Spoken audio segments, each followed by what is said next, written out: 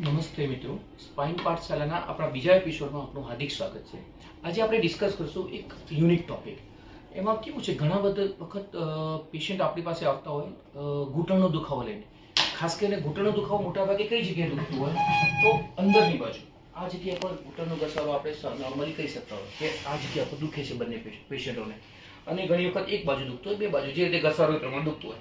પણ ઘણી વખત આ જ દુખાવો આપણા સ્પાઇનના પ્રોબ્લેમ સાથે બી ઘણી વખત ઇન્ટરમિક્સ થઈ જતો હોય છે અને ઘણી વખત સાથે બી મેચ થતું હોય છે. આવું જ એક અમે રિસેન્ટલી એક દર્દીને ઓપરેટ કર્યું. એને શું હતું, ખાલી ઘૂંટણનો દુખાવો હતો. છેલ્લા 2 વર્ષથી ઘૂંટણનો દુખાવો હતો. નિયરલી 3 થી 4 ઓર્થોપેડિક સર્જનને બતાવ્યું, પણ દવા આપે 10 દિવસ સારું રહે, વળી પાછો એ ઘૂંટણનો દુખાવો સખત હતો. છેલ્લે તો એટલો બધો દુખાવો હતો કે 2 મિનિટ બી ઊભા નતા રહી શકતા અને 2 મિનિટ બી ચાલી નતા શકતા. અને આવ્યા ત્યારે પેઇન, રાત્રે બી એટલું પેઇન થતું કે એનાથી સુવાતું બી નહોતું. સો આવા ઘણા વખત કિસ્સામાં આ સ્પાઇન પ્રોબ્લેમ સાથે મેચ થતો હોય છે, કારણ કે એનો એક્સરે કરાય, કોઈ બી બીજા તપાસ કરાય, ઘૂંટણ રિલેટેડ કઈ બી તપાસ, એ બધી જ તપાસ એની નોર્મલ આવતી હતી. એક્સરેમાં એટલું કંઈ લાગતું નતું ઘૂંટણનો ઘસારો છે. હવે ઘણી વખત શું થાય કે આવા દર્દીઓ ખોટી રીતે ઘૂંટણ રિપ્લેસમેન્ટ, ની રિપ્લેસમેન્ટ કરાવી દે અને ની રિપ્લેસમેન્ટથી પછી એનો દુખાવો તો મટે જ નહીં, કારણ કે એકચ્યુઅલી પ્રોબ્લેમ ત્યાં હતો જ નહીં. હવે અમે જ્યારે એ પેશન્ટ અમારી પાસે, અમે જ્યારે એમને ડિટેલમાં ઇન્વેસ્ટિગેટ કર્યું ત્યારે અમને ખબર પડી કે આ પ્રોબ્લેમ કમરના મણકાના 3જા અને 4થા નંબરના મણકાની નસ દબાય છે અને એક્સ છે એકદમ બહારની બાજુ હતી.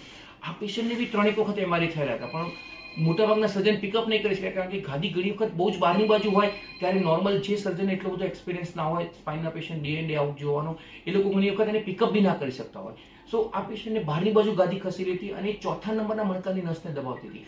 એટલે એ નસની સપ્લાય જે છે એ ઘૂંટણમાંથી જ પાસ થતો હોય. સપોઝ કે સપ્લાય હું તમને બતાવું તો એ પાછળથી આવી અને આ રીતે સપ્લાય કરતો, એટલે આ એરિયામાં એનો સપ્લાય હોય. એટલે આ એરિયામાં સપ્લાય હોય એટલે શું થાય કે એને પેઇન અહીંયા જ થાય. એટલે ઘણી વાર મોટાભાગના દર્દીને એવું થાય કે મને ઘૂંટણનો ઘસારો છે, એના કારણે આ દુખાવો થયો છે, પણ હકીકતમાં એને પ્રોબ્લેમ ક્યાં હોય, સ્પાઇનથી હોય.